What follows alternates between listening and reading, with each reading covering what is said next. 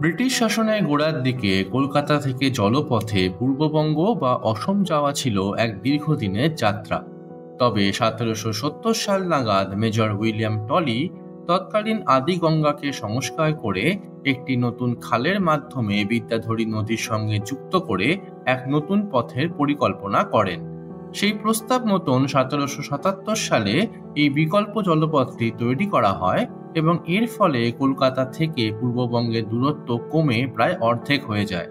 Major টলির পরিকল্পনার এই সাফল্যের স্বীকৃতি হিসেবেই আদিগঙ্গা থেকে বিদ্যাধরী নদী পর্যন্ত কাটা নতুন খালটির নাম তার নামেই দেওয়া হয় টলিস কানাল বা টালি নালা। এই টলি সাহেব আবার এই খালের ধারেই একটি নতুন বাজার বা গঞ্জ স্থাপন করেছিলেন, যেটি পরিচিত হয় টলিসগঞ্জ বা এখনকার টলিগঞ্জ নামে।